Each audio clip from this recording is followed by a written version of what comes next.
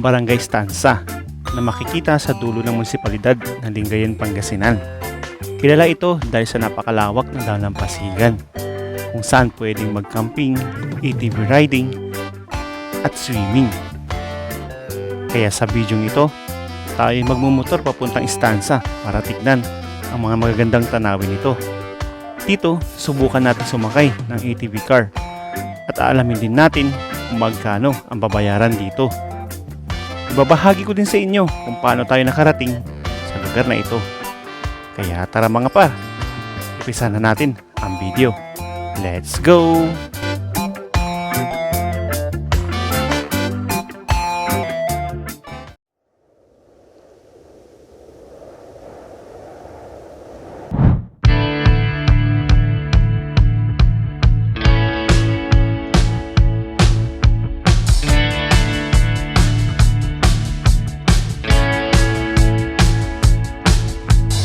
Okay, alright. So, ayan.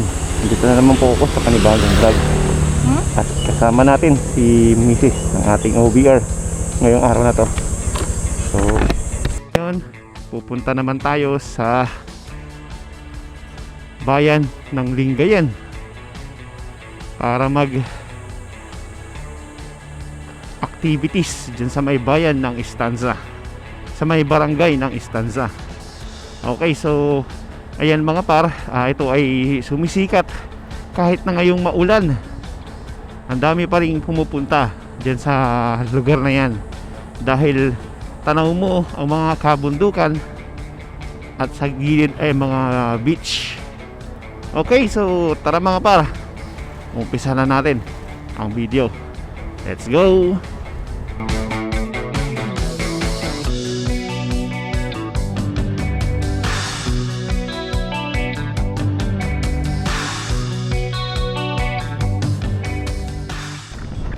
Okay, so ayan mga par, tayo ay may biyahe ngayon na almost 50 kilometers at equivalent to 1.5 hours.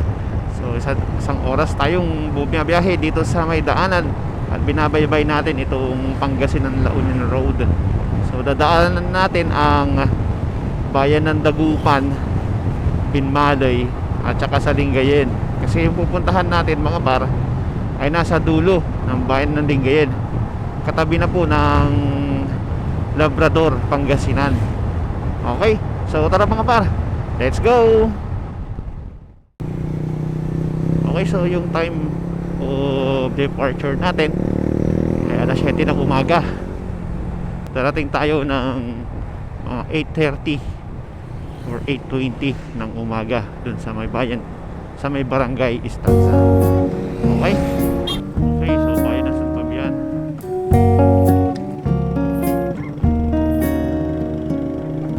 Okay, so welcome to bayan ng Dagupan.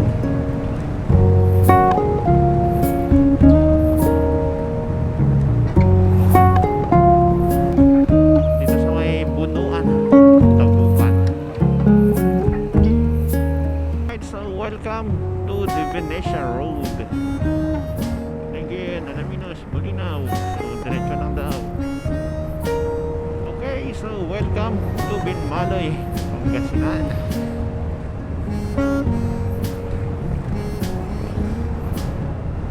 Cut na tayo dito sa may Kibaul, Binmalay Road. Yan, so shortcut papunta mga Western Pangasinan. Ayan mga par, meron pa tayong 19 kilometers para makarating sa ating destinasyon sa oras na 48 minutes at ang oras natin ay nasa 8:02 na mga par.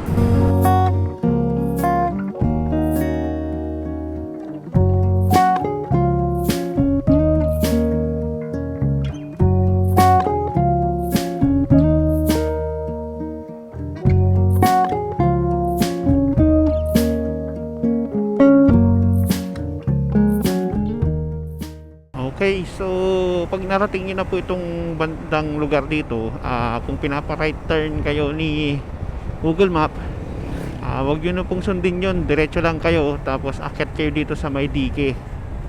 Dahil doon po is hindi pwede pong mag left turn pagkatapos pagpapunta po kayo ng mga Sual, Labrador, basta yung papuntang western part, hindi po kayo papadaanin doon kasi bawal po. So kailangan dito lang kayo diretso, tapos akit kayo dito sa Maitike.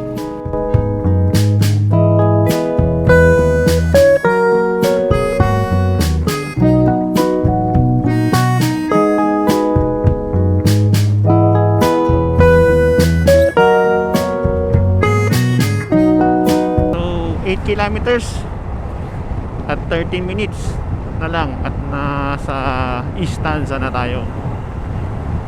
So bago magpatulay, ayan, magpapakanan po kayo mga par para ito dire-diretso na. Welcome to Barangay Stanza.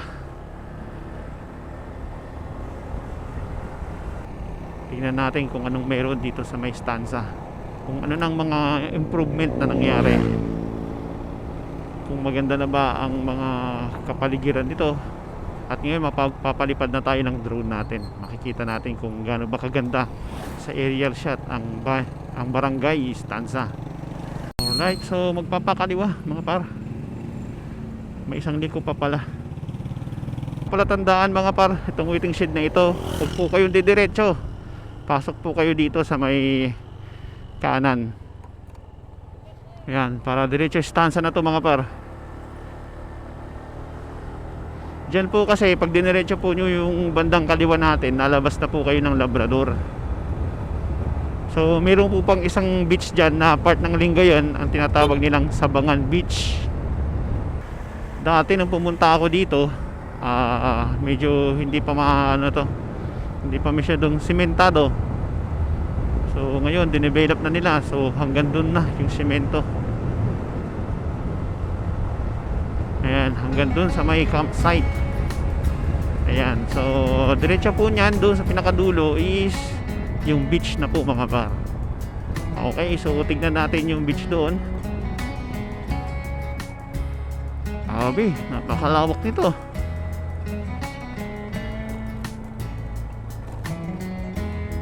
Okay, so yan oh, yung mga photoshoot atang mangyayari dito. Grabe, ang dami na agad tao. Yan mga par yung gagawin natin. Mag-i-ETV tayo. Gagawin natin mga activities. Bukan natin para may experience naman dito sa may bayan ng Lingayen. Sakto matigas din yung buhangin dito. Ayan oh, crossing river naman.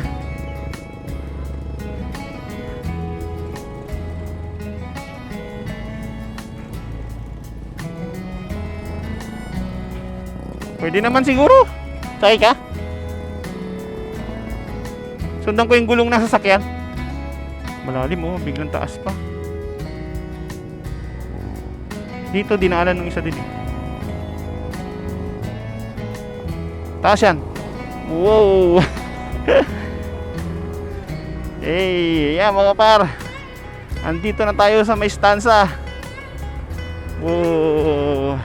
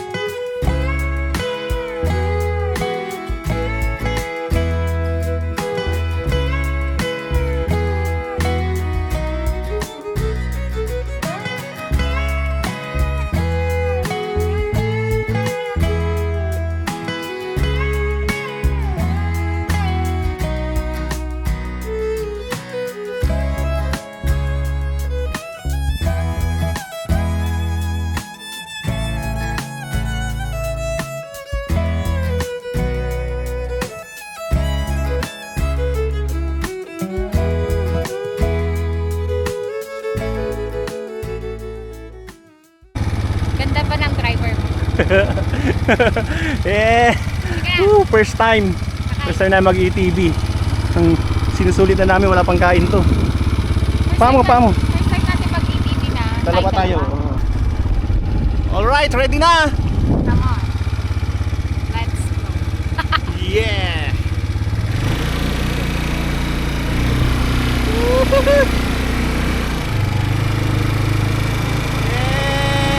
Yay! Sulit ang 500.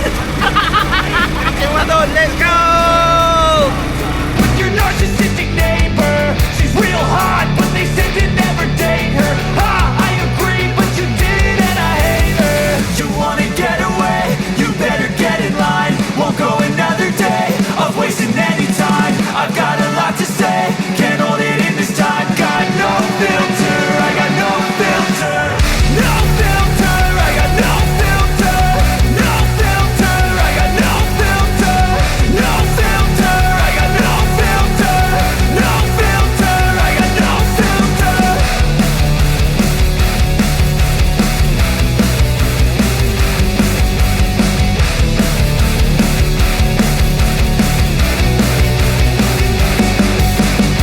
Feeling like a waiter, scraping my mind against a cheese grater. Before you go, sir, you have to sign a waiver. That's alright, I'm aware of the danger.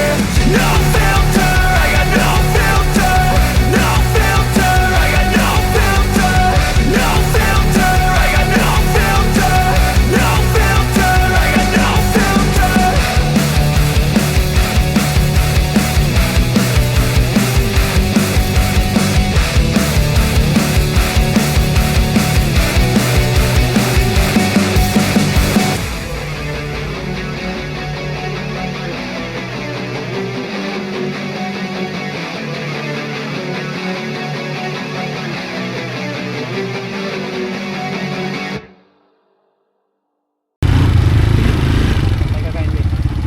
Balik na namin, ayaw na namin. Okay, ayaw na namin. Sa inyo na to.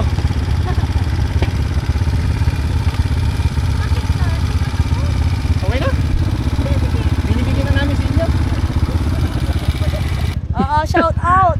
Stanza Beach. Okay, so pag mayroon kayong pupunta kayo dito at mayroon kayo activities, Oo. ayan, so puntahan nyo si ate. Oo, ako lang Eh. yun naman yung pinaka Sino ba may yelo na? may ATV. Oh, yelo na may ATV dito, siya lang. Oo, ako yung founder ng ATV. Ayan, so may number kayo ate na. So, 0946-144-7756. So, follow nyo na lang po ako sa Nick D. Bibs ATV Rentals. Yun. Okay po. Ayan. Ayan oh, Nick Ayan. D. Bibs. Opo. Ayan, si Nick D. Bibs. Yan, okay. So magkano pala pang 15 minutes pala ate para ano natin? Pag 15 minutes, may 250 tayo. 20 minutes, 350. 30 minutes, 500. 45 minutes, 750. And 1 hour, Okay. 1,000 po. Depende po pag nakausap niyo ako, may Oh. minus pa yun at Ala, may free. ba't kami walang free? Sige, salamat po kuya, salamat po. Bye. Thank you. Okay. So pag nakausap nyo si Ate Bebs, ayan, so mayroon maka-discount kayo, mayroon pa kayong 800 sang oras. So, 'di ba? Saan pa? Dapat lang yan sa istansa. May banana boat din, ayun. Magkano naman doon? 150. 150 per head. Okay. Okay, ayan mga par. Natapos na tayo dito sa may istansa. Okay, solid yung ating pagpunta rito. Desk activities. Yan, so ATV, napakasulit par. First time namin mag-ATV dalawa. So ako dati nung nakaraan is na gano ko ATV ako sa may sa San Felipe. Ngayon dito naman sa may barangay ng Istansa. Okay mga par, punta nyo na at i-contact nyo na si Miss Miss Bebs. So dito rin sa sa barangay ng Istansa, dito sa may maraming RO trees. Dito pwede po mag-camping dito. So hindi ko lang sure kung magkano yung kanilang tent. Pero kung magdadala ka ng tent, siguro baka mababa na lang yung 200 or 500. Okay?